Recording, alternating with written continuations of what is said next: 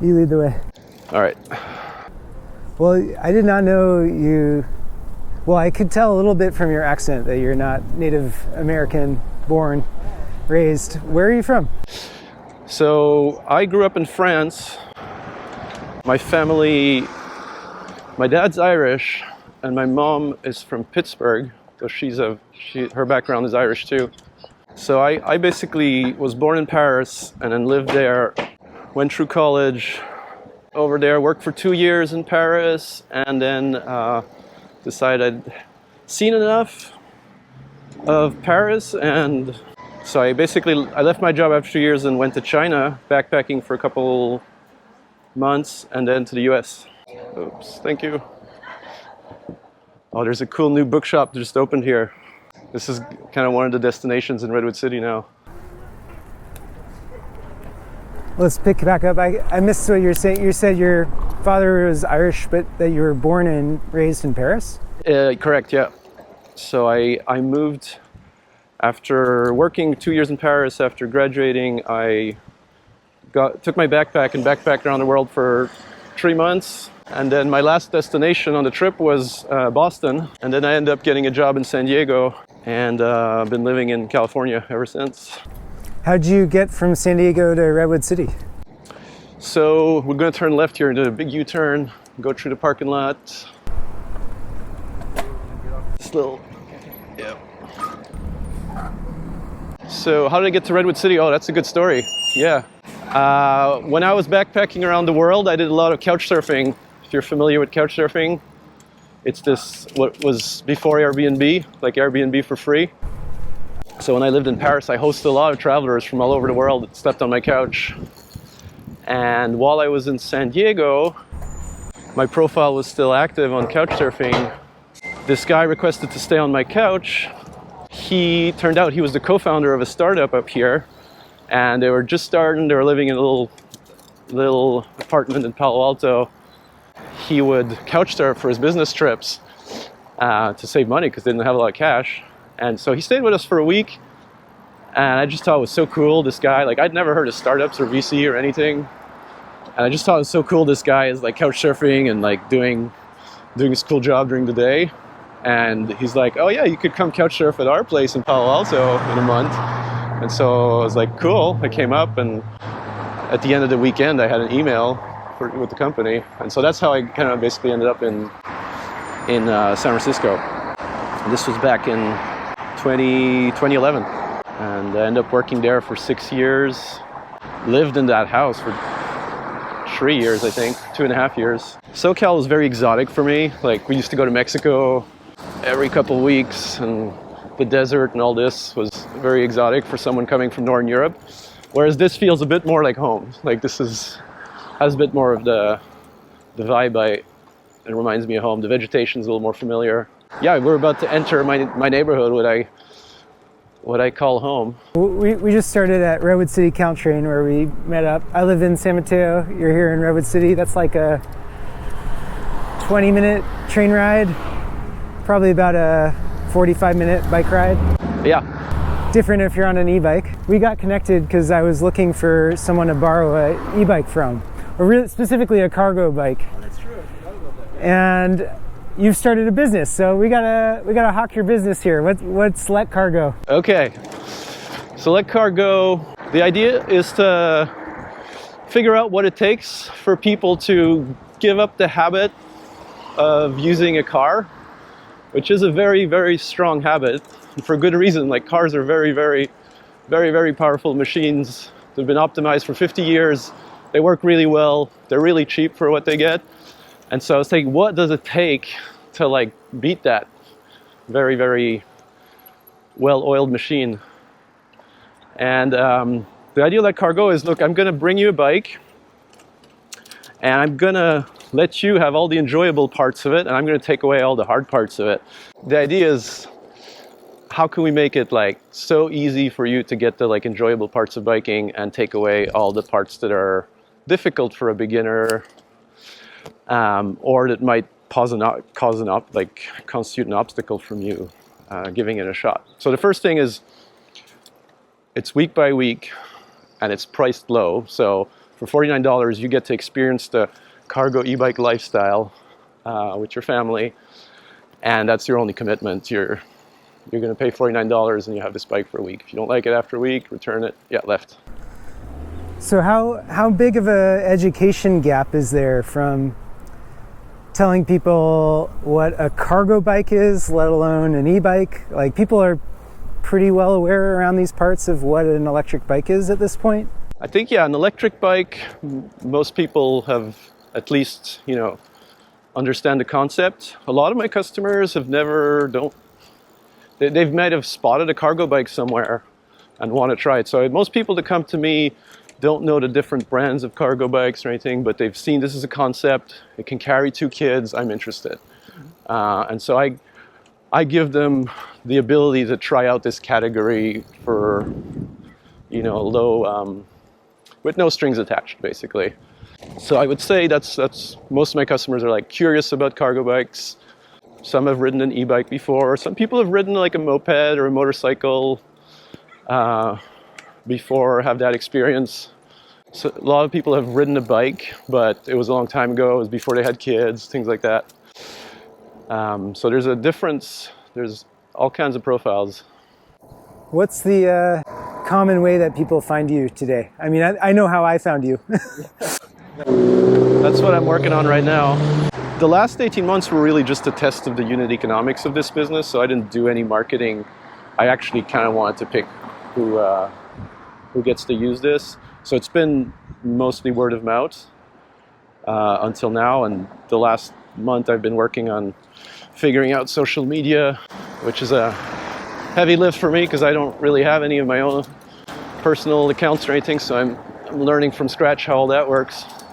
But yeah, so I have a website, LetCarGo.co, and that's generally how people kind of learn about the offering and how it works, and schedule a test ride to book a bike. Well, we're biking around your neighborhood now. What's the neighborhood called? And I mean, we're seeing some pretty solid. Turn right. Yeah, this guy's pretty cranky behind us. He's on video. The neighborhood's called Roosevelt, but most people refer to it as like Red Morton because of the park, Red Morton Park in the middle. I think it's kind of the center of family life in Redwood City because all the soccer, a lot of the summer camps happen right here at this park we're going to go through. And so, yeah, to me, this is kind of the center of suburban social life. So I feel privileged to live on the edge of this park because everybody comes to me, basically. And I feel like I have a huge backyard. And yeah, there's people I get to see on a regular basis, all sorts of people who hang out at the park a lot. And it's just really easy to plan stuff with people because there's space, so we go straight through. So this is the house I used to live in just before COVID. I know you're interested in real estate stuff, so there's ADU building in the back here that I'd started, and the person I sold it to continued. Oh, nice. It's a really cool setup because the property is separated by this river, so there's 12,000 square feet of unused land back there. So some of it is on one side of the river and the other's on the other side? Yeah. So when I bought it, there was nothing on the other side. People had chickens in there, but nobody had figured out how to like build something. And so I took that risk. Like, nobody's built anything here for 40 years. There must be a reason. And I was like, I'm gonna go find out. I bought the property. So before LetCarGo, I know you worked at Spin, the bike share and scooter share company, and you mentioned unit economics. And that's a pretty vague phrase. Can you elaborate on what you meant there? And yeah, for sure. This is the Vera Avenue Bike Boulevard. This is interesting for people like us. That's been basically in this state for 3 years. So when you go on a map and you're like, how do I get somewhere by bike? This is where you end up. And there's no way of knowing this. So you run into this and then you have to do a U-turn. And I see people all the time, they're lost. Yeah. You did? Okay. the summer concert series, and It's like a brand new building. Is that true? Yeah, they're building a veterans center here. Oh, okay. It looks really cool. Yeah. I'm excited for it to open, but I'm also excited for some communication to happen about what's going on here with the bike boulevard. Something. Yeah. I know you're at Spin. I still see Spin bikes around. The company's still solvent and operating. Yeah, so Spin was acquired by a company that was actually even worse off than it, Bird. And so Bird went into bankruptcy, got restructured its debt, and is now officially profitable. So yeah, and there's actually Bird scooters in Redwood City here you can get. So this is what happens when you can't take the bike path. You have to ride on the field. The weekend, yeah, this is prime time for the park, so it's usually not busy there. Usually I'll go along there. Yeah. So I think one of the things that I'm curious about when it comes to LetCarGo, Spin, is how there's been like Bird, for example, the scooter share blew up. I think it was the first company to get to $1 billion valuation the fastest. And they just threw scooters on the ground with QR codes on them. Like you just said, they went through bankruptcy, partially due to COVID, but also due to their unit economics being kind of a lie. Speak of the devil. Yeah, some Bird scooters. Since then, all of these overseas manufacturing plants that make the scooters and the batteries and whatnot, it seems like there's been this supply glut of scooters and also bicycles, and maybe also personal EV battery tech. Yep. And in the absence of sharing companies, there's been a lot of direct-to-consumer sales. Absolutely. And so how do you see the life cycle of somebody being an owner of a personal electric vehicle, like an e-bike, versus onboarding as a first-time rider? Like with LetCarGo, everyone who's using LetCarGo, are they first-time e-cargo bike riders, or do you foresee people using them for a long time, or even selling the one that they've got to go rental because there's benefits to not owning your vehicle? Yeah, so yeah, ownership models for light electric vehicles. I'll talk about the unit economics first of the bike sharing businesses first. That's an interesting topic. So I worked at Uber before Spin. I joined Uber because my background is hardware manufacturing, engineering, in telecoms and consumer electronics straight. I got a job at Uber to work on some of their AV stuff, autonomous vehicle, where the idea was that we would build a camera system out of a cheap Android smartphone from China that, the cost is like $50. And we would get so much data around the world that we could teach our machines to drive themselves. That was a really cool vision. But while I was at Uber, that grew and then fell, and I started working on a bunch of other hardware projects, and among them, e-bikes. So Uber had me on their hand to kind of understand the supply chain aspects of the hardware involved in this business. This is completely new to them. Uber, all software people, really no direct experience with what it means to run a hardware business. And all of a sudden, it was very hot to be involved with bike share, so needed to understand it. Anyway, long story short, we acquired a company called Jump in the US. They're the e-bike rental, e-bike share. Bike share that started in New York and been around for 10 years, and it kind of was having its moment of glory. And so Uber acquired them for $250 million. It's 200 to 250, I forget if the official number was released. And basically Uber injected a lot of money, capitalized it, bought 5,000 bikes on day one, got 200 engineers with fancy names in their resume from Apple, Tesla, everything, and threw them all into a building and was hoping that this thing would scale as fast as software businesses. And it was a cool vision. We got to basically launch bikes and scooters in like 7 or 8 different countries.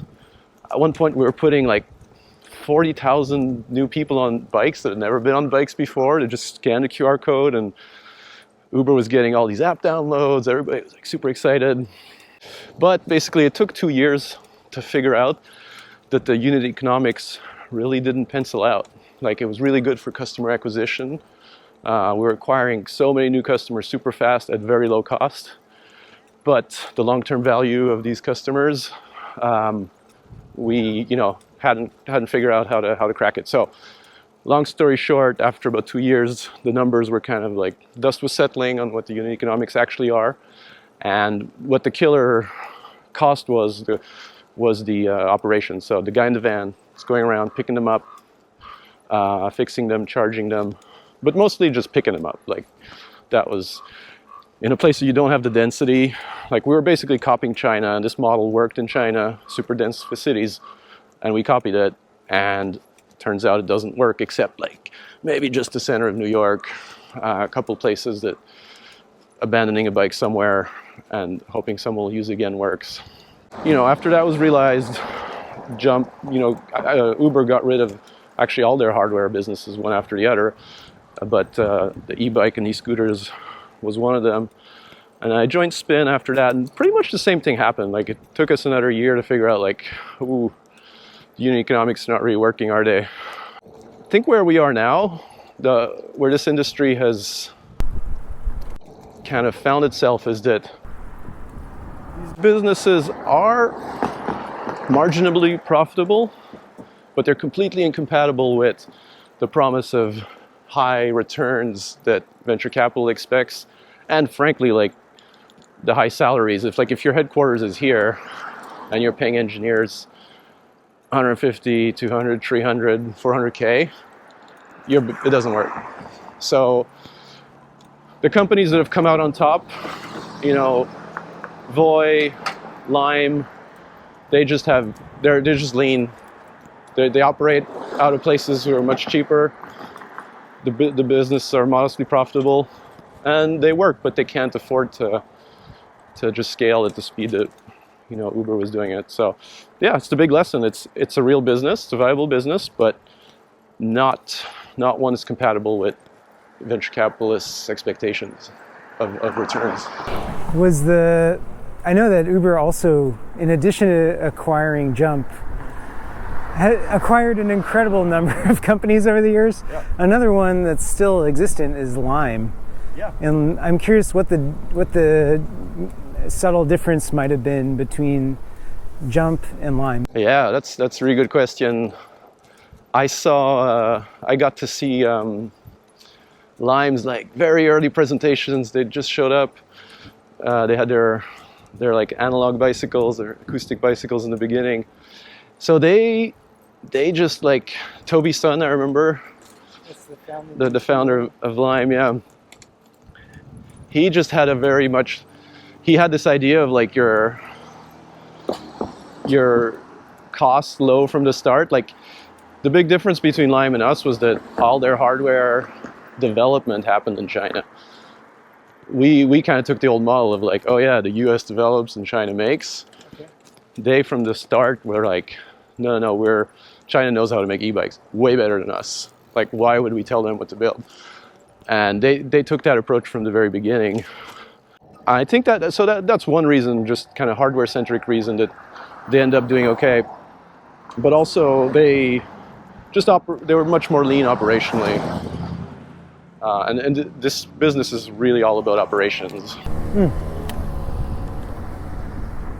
That changes when you go to direct-to-consumer sales, no? Yes.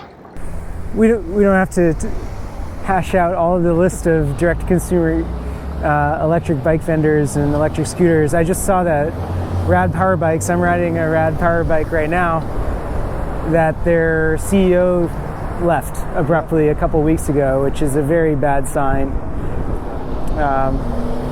But yeah, you're walking back to your comment earlier about 50 years of really mature car industry. What are some of the things that LetCarGo is up against when it comes to appealing to consumers who, in their mind, mobility choice-wise, might not be thinking about electric bikes or electric cargo bikes? Yeah, I'll talk about what, I guess, first with what's up against and what's for us. Yeah, I mean, if you're really, like, if you're thinking transportation, how do you solve transportation? Like, I'm trying to sell bikes to people, but frankly, cars are better than bikes at getting places. Like, we got to admit that. They're way more reliable. You know, they go 15,000 miles between planned services. Most bikes will never do 15,000 miles in their life. And so cars are just better at the service of getting from A to B. And if that's what you need, you should get a car. And including people, if you have a couple jobs in your life and you need to get quickly between your two jobs, don't mess around with bikes. Like, get a car. What I sell people on, like in the environment we live here, right, with the infrastructure we have and, you know, no congestion charge, like, bikes win. I mean, cars win at transportation. We're surrounded by cars right now. I know. People impatiently behind us. They know it. They're like, what's wrong with you guys? Like, get with the program. Let's use electric assist. The good thing is, we can keep up. We can go as fast as we need with these bikes. Where I think there's a difference, it's just, you know, I just heard a car ad. I started my car. I had to get a new battery for my car because I hadn't moved my car in 2 months. And so I drove my car down to Watsonville, and I got to see like what the ads are about, what people are on the radio. And there was an ad for Nissan that was saying, basically, the real luxury is to be able to slow down. They're talking about this busy person, they're just coming out of work, am I gonna make it to like this appointment and stuff? But when I get into my Nissan Sedan, everything just slows down. Interesting branding, yeah. And if that's what you're looking for, not transportation, which clearly it is if people are advertising it, then bikes do better. Like, it doesn't get you faster from A to B, but it gets you from A to B in a much better state, and you end up being as a happier person. Were you turning left? Left and then right, yep. Okay. So, yeah, having kind of acknowledged that, like, I'm very much building some marketing materials for the first time in my life. And it's going to be all about the emotional connection that you have to your surroundings, that you have to your kids. You're going on an adventure together. You get to be way more spontaneous. You see something, you go for it. And that's what bikes are good at. They're good at kind of, you know, melting in, you know, making your life more enjoyable. I considered doing like a per mile model. I was like, you know, these e-bikes, they're going to save people a lot of gas. I'm going to charge people per mile. And considered it, I was like, no, there's no way I can make this work because this thing, you know, bikes break down way more often than cars do, and I'm going to be out of my money. Mile basis, yeah. Yeah. Even though I'm saving money on the batteries, like I have a really good source of batteries, and I could get you a really good, you know, from a purely energy perspective, you know, it's way better. But overall in the equation, no, cars are better at transportation. Like, sorry.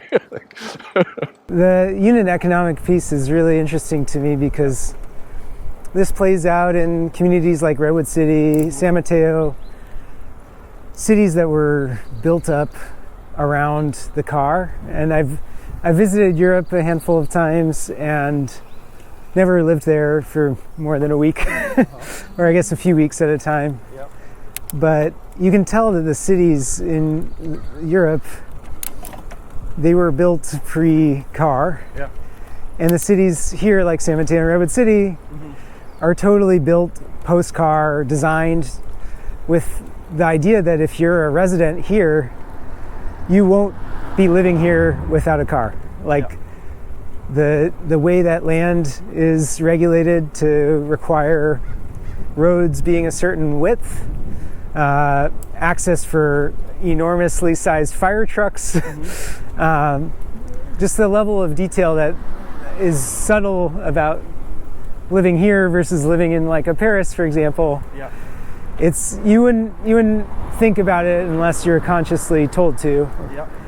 But I'm curious if you go back to Europe ever and compare whether the feasibility of bike share.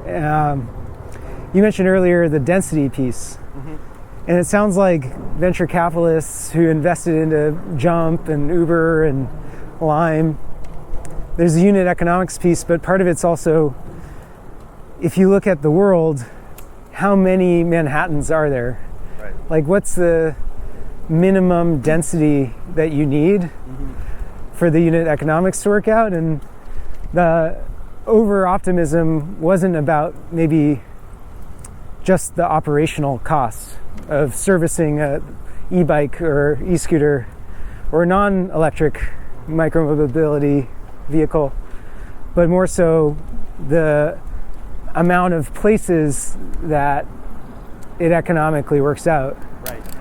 So when you go back to visit family or see other places that are not suburban America like we both reside in, what makes you optimistic about a Redwood City or a San Mateo when it comes to customer uptake of electric bikes?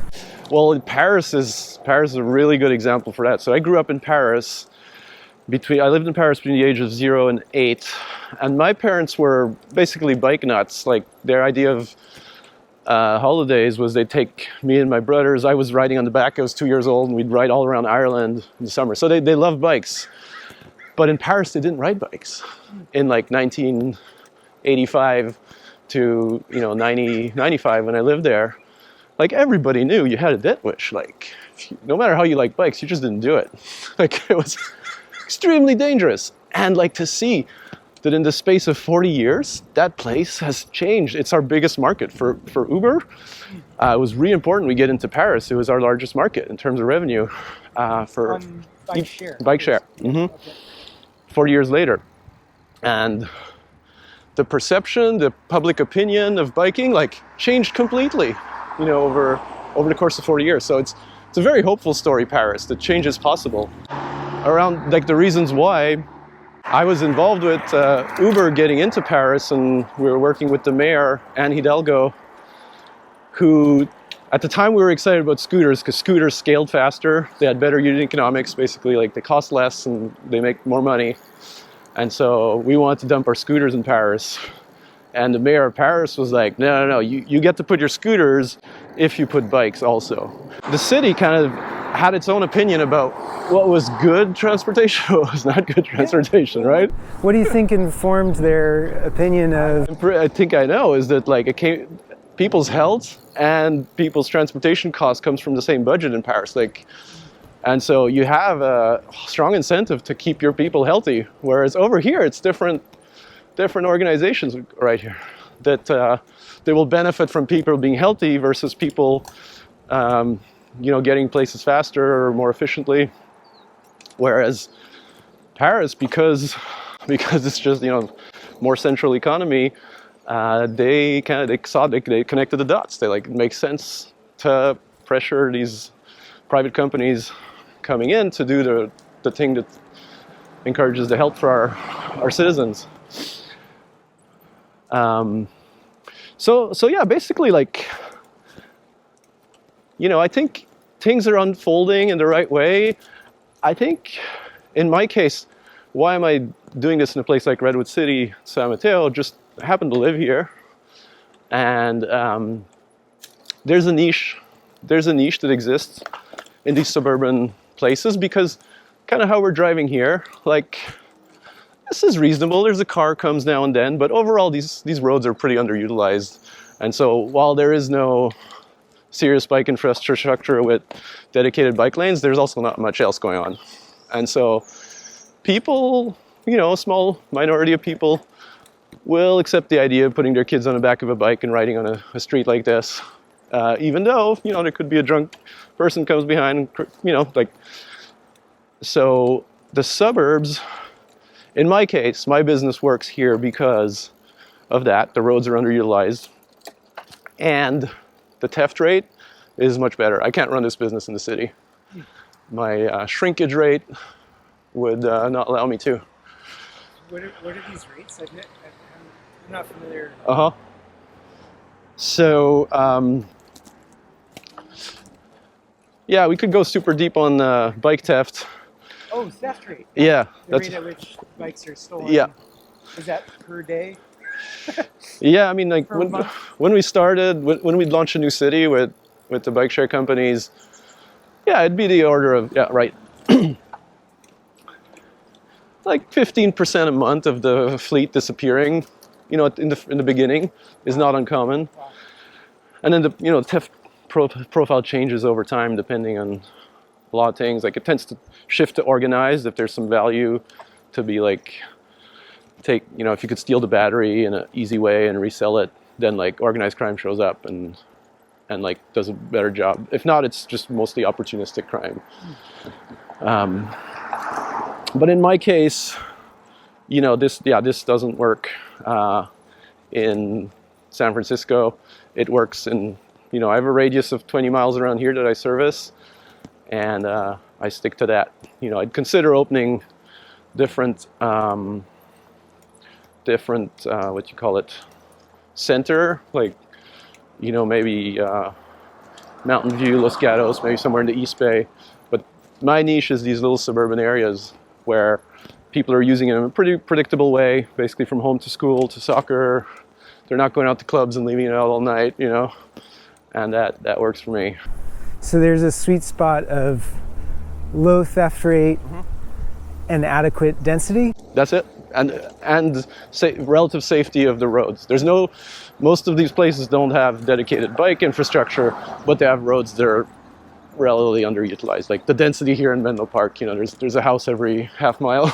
Right? So, Atherton right now. Yeah, Atherton is like the richest zip code in the Bay Area, I think. Maybe California. I don't know. I think it's Atherton is up there nationally. Yeah. Nationally. Yeah. So we've biked so far Redwood City into Atherton. Is that the only two cities we've? Yeah, I think this is. I don't know exactly. Yeah, it's either West Menlo. Yeah, it's either West Menlo Park or.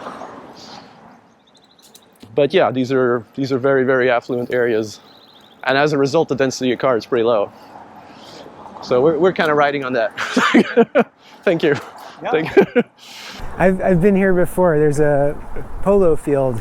Yeah. A friend of mine competes in polo. But yeah, the houses we're biking by are like mansion estates. Yeah. And so honestly, like LetCarGo, I got into this really, I wanted to figure out like there's money to be saved. There's like you can improve livelihoods by turning to electric and to not carrying a ton of or 2 tons of metal everywhere with you. But like the reality of running the business has taught me that unfortunately the people who need us the most, I cannot service them yet. I cannot serve them. I went after the DoorDash deliveries. I was delivering on DoorDash for a while to kind of see what that market looks like. Yeah. And really cool experience, by the way. Delivering food to people and like you catch people when they're the happiest. They're like, oh, food, thank you. But I didn't have to do it for too long. And the reality is like I'd work for a half a day and I couldn't have, like I'd buy myself a lunch and then all my profits are gone. Yeah. So anyway, I realized that serving that population, unfortunately, doesn't run a business for me. Too much turnaround. They beat the shit out of the bikes because they use them a lot. They need to. Yeah. So not a good fit, unfortunately, for my business. I've rented out a few bikes also to people, low-income people who really needed it, were very, very hopeful, and they felt like they couldn't afford a car. And turns out, no, also not a good fit for me because they live in High theft risk high theft environments. area. And my bikes got stolen, and I did it twice, and then I stopped doing it. So LetCarGo, unfortunately, is kind of starting, focusing on places where I've proven that there can be a profit, and it turns out to be, middle to higher income is where I'm starting this out. And if it goes well, I get to serve the people who need it. It's kind of see it. Can you, for folks who aren't seeing your bicycle right now, maybe I'll impose an image of it later on, but can you describe for people who might have a traditional view of a bicycle? Two aspects we're talking about here. One is electric, another is cargo, and cargo has different meanings. So can you just describe what's distinctive about a LetCarGo bike? Yeah, no, and I can talk about this with beginner's mind too, because 5 years ago, I had never ridden a cargo bike. I was very puzzled by these weird bikes that were a little, just had a long frame. I was like, who would want that? And until I got to try one. So yeah, the essential difference, a cargo bike carries up to 300 pounds of cargo. So they're built, the frame, and it's all tested, against carrying that weight. And then electric, it's got 750 watt motor, so these things can go up to 26 miles an hour if you wish to take them that fast. And so yeah, the reality is, with these slight changes to what we're used to when we think of a bike, you end up, I'd say, covering, in my case, 70% of my use cases by car were replaced when I got to try this cargo bike. So carrying, you can carry 2 kids with you. You can carry enough groceries for the week to feed those kids. And you can handle the hills. And it has a range of, 120 miles. So you're never really worrying about running out of juice. So once you put all that together, they just become like a more realistic car replacement than a regular bike. So these things do make a difference in how real it is that you could replace your car trips. One thing I'm curious about on the cargo side is there's a very specific kind of American consumption pattern, transportation demand, maybe we could say, the Costco trip. Yep. And it's not just Costco trip, there's a more specific need that I think is tougher for non-passenger mobility devices to serve, which is the passenger. And you described carrying 2 kids. Yeah. Are there use cases that can serve, having an adult passenger? What are sort of the limits of cargo that people should think about? It's a good point. So the payload you can carry an adult, and there's an accessory for carrying adults. And I have a customer that does that. It's not my niche. It's not what I'm going after specifically with my marketing and stuff, but it's possible. I will say, it's not the first thing I go after. The date night. Yeah, the date. I actually have taken people on dates, and I got some feedback. Maybe don't do that. Yeah. I mean, there's this practical thing of that they're sitting back there and they kind of have your butt in their face. Yeah. And so that just doesn't work well for humans. But I think there is a variation on this. For transportation, if that's something if you're considering practically, those fat bike, e-bikes that have a long seat, similar to motorcycles, that's more of a date kind of vibe, right? This is much more popular. Yeah.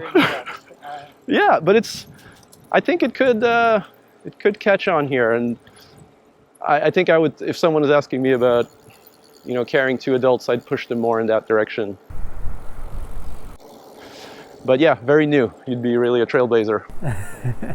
Well, one thing I've been trying out is the trailer hitch, where you can fasten a hook of some kind on your seat post, and you can tow, or on your rear hub, pulling things behind you. And I know this is super uncommon, but something that I think is very romantic is the idea of a rickshaw. Yes. Or a passenger trailer. Show you. I have a cover for this that looks very much like a rickshaw for the rainy days. Okay. Yeah. No, they're not. I've checked out Craigslist, Facebook Marketplace, the secondary market, and this is understandably not a very popular item in our area. Yeah, it could become it. The golf carts. There's something happening there. You look at the numbers, the sales. There's a town you may have heard of, Peachtree, Georgia.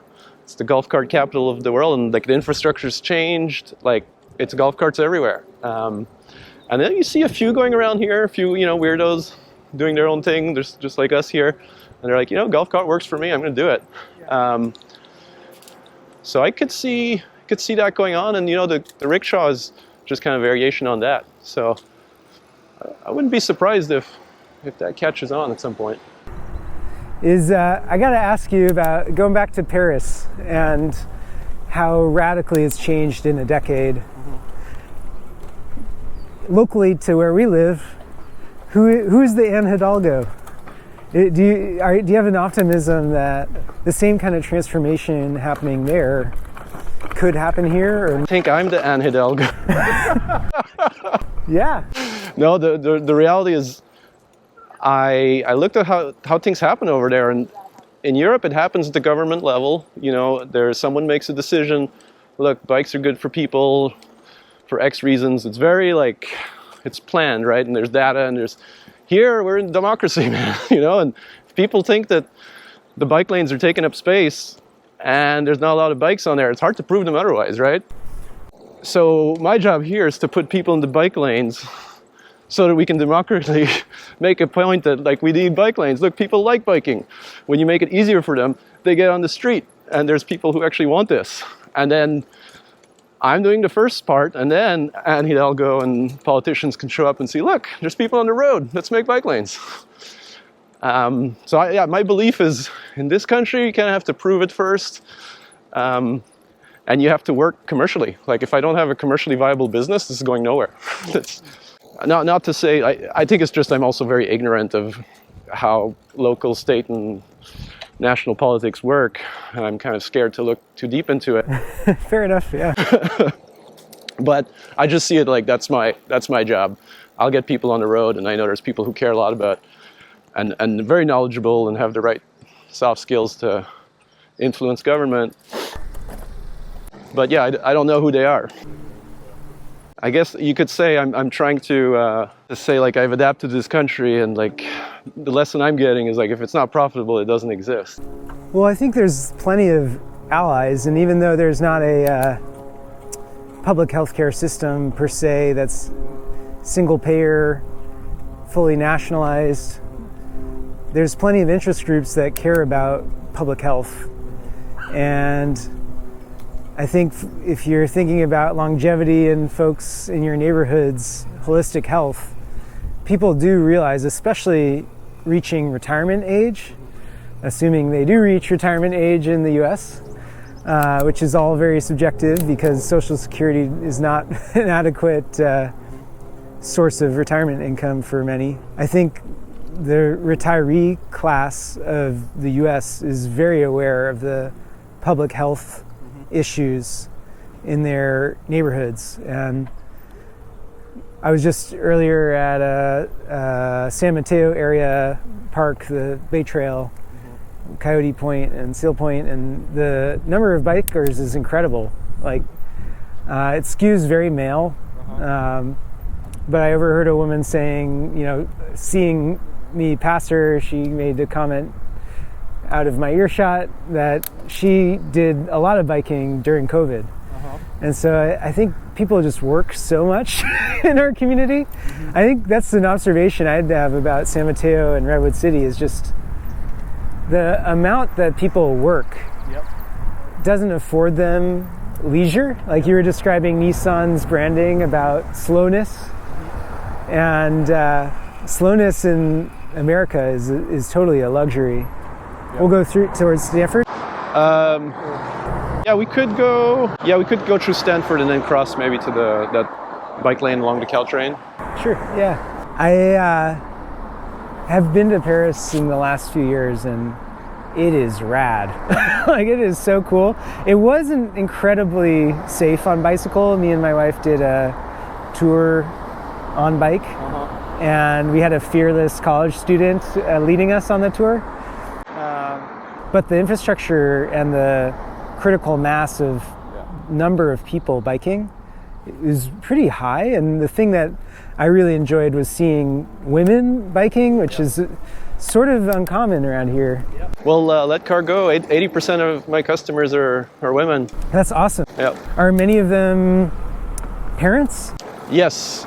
I want to say 100%. Wow, okay. Yeah, this is an incredible tension in San Mateo right now is Bike lanes going out, right? bike lane disagreement, bike lane installation, parking removal. Yep.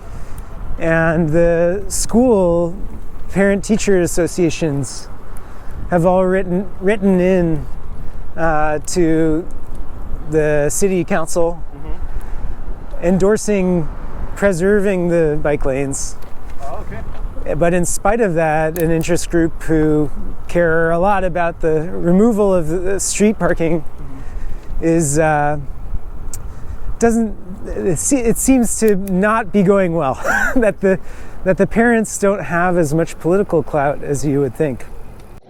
Right. Yeah. So I mean, the parents is I've realized, like, you have kids. Most people tend to start caring about their neighborhoods way more and the long-term, development of their neighborhoods. And so, I find some allies here about, like, look, I'm going to live here for a while. I might think about, lobbying for a bike lane that will take 5 years to come. And so I think I find a lot of people who resonate with this message, the LetCarGo thing, like, yeah, if I'm going to be here for 15 or 18 years after I just had this kid, then maybe it's worth my while, fighting this battle. But yeah, it doesn't mean that they can necessarily call all the political shots. But they are more interested, for sure, as from what I can tell. We just entered Stanford campus, which is a pretty awesome place to bike, walk, run. They have some on-campus family housing, staff housing, and are really bike friendly, I would say. Yeah, Stanford is definitely an oasis, right? I've heard that Palo Alto has a 6% bicycle transportation share, which San Mateo, in contrast, I'm not sure about Redwood City, but San Mateo, in contrast, supposedly has a 2% bike share, or bike mode share. That's the percentage of trips taken on bike. All trips across all distances. Yeah. Yeah, Redwood City, I'd say, is probably similar to San Mateo.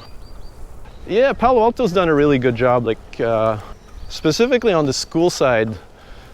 I think I was talking to Rose, Mr. Hezzy, I think.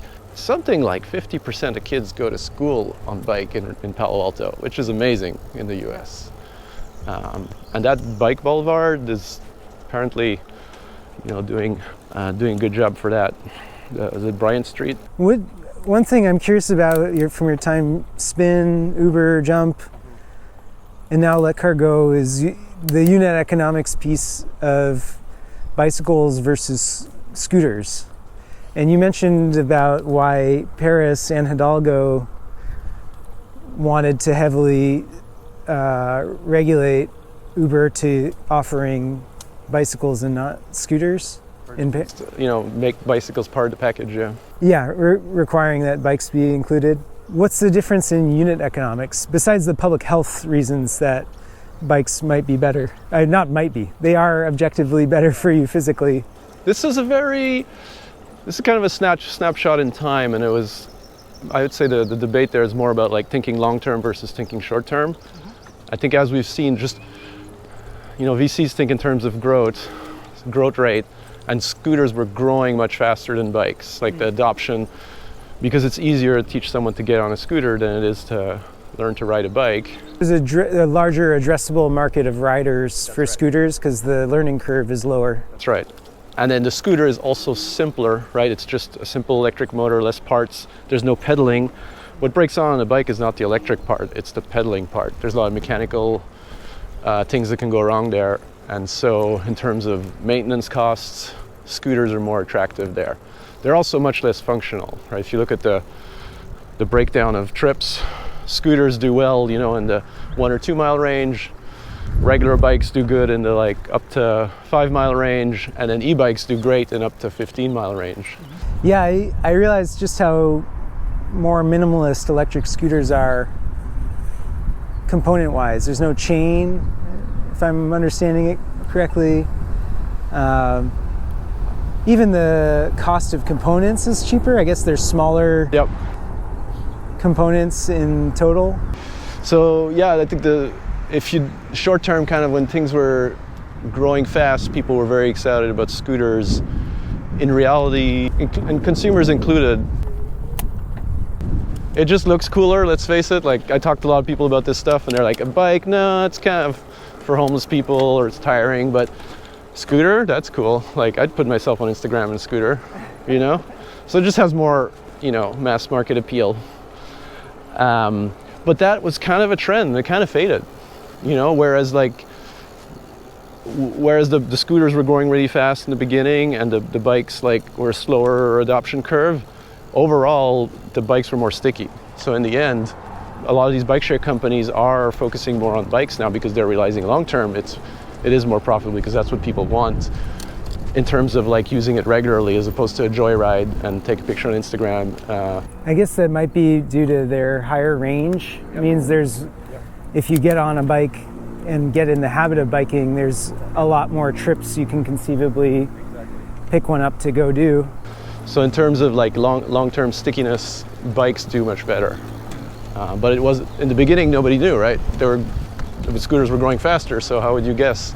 One of the things you just mentioned that I'm super curious about how you think on the topic is aesthetics. You just described how some consumers, besides the learning curve of bicycling, there's the aesthetics of how they look on a bike, being photographed or videoed, and this is a huge aspect of the car industry, is the branding of aesthetics and appearance and wealth signaling. Right. What's the levers for doing that with bikes or electric LetCarGo bikes? So I'll tell you what I'm rolling off. I'm going off I'm selling you a piece of the European dream. So what I'm selling in American suburbs is a piece of that, Dutch coolness. Look, I'm a Dutch mom. I'm carrying my 3 kids. I don't give a, and I'm healthy. I'm in shape. I can make this happen. I don't need a car. So that's there's a segment of the population that's attracted to that.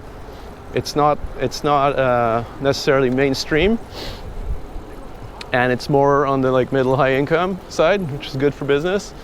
But I think that's the part that's attractive to LetCarGo. You're just a bit of European flair, and of course, you're showing, I feel the values of independence.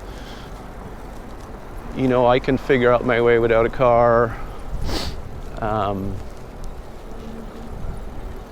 I'm willing to kind of take the road less traveled.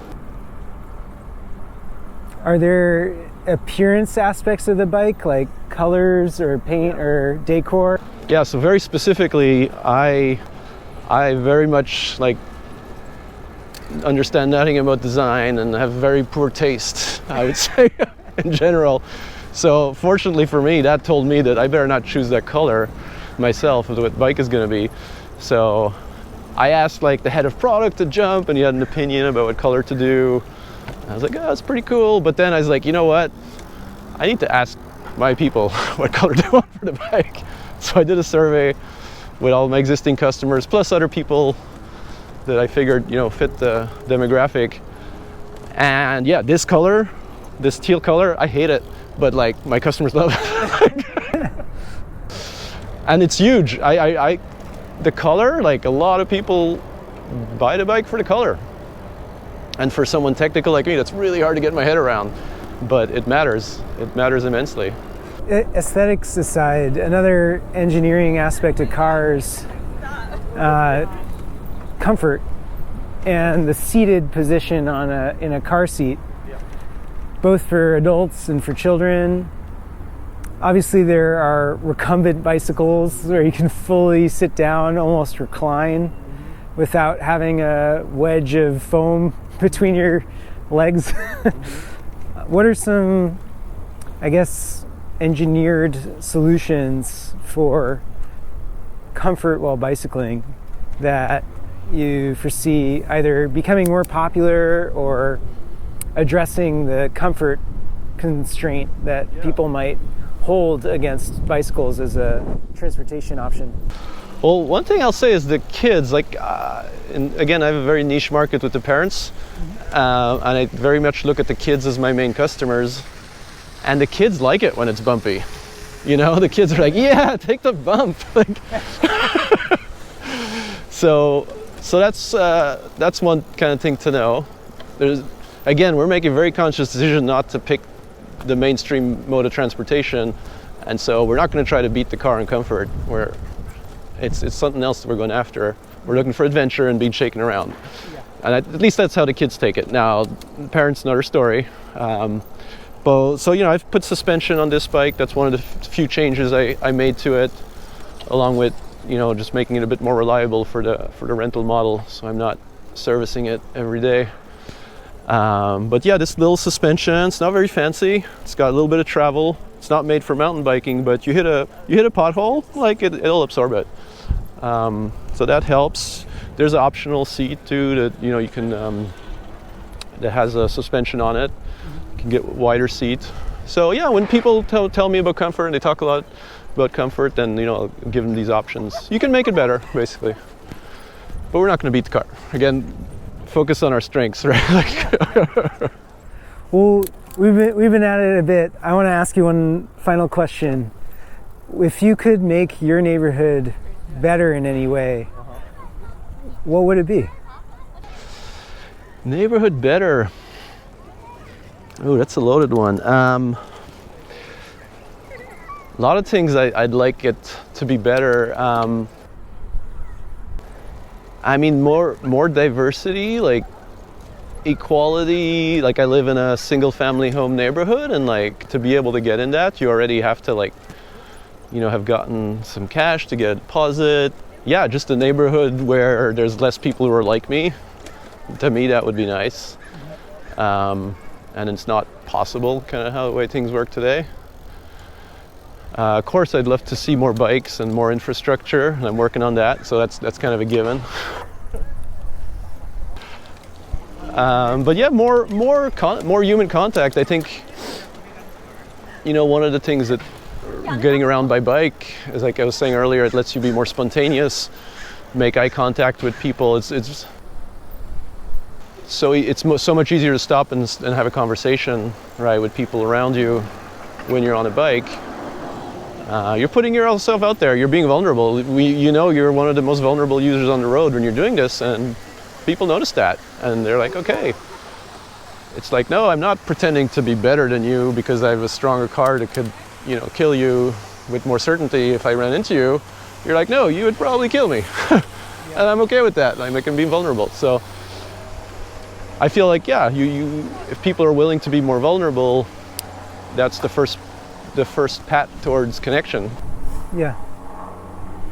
Well, man, I appreciate you chatting me up and showing me not just your neighborhood. Right now we're on Stanford campus, and it's an awesome day. Yeah, no, thank you. Thank you so much for coming down here, and I love the format. I think this is amazing. It really, like, gives people like a real shot into how it feels to ride a bike, you know. So, well, let's go grab a coffee, because that's one nice thing to do while on bikes. All right, thanks, Tom.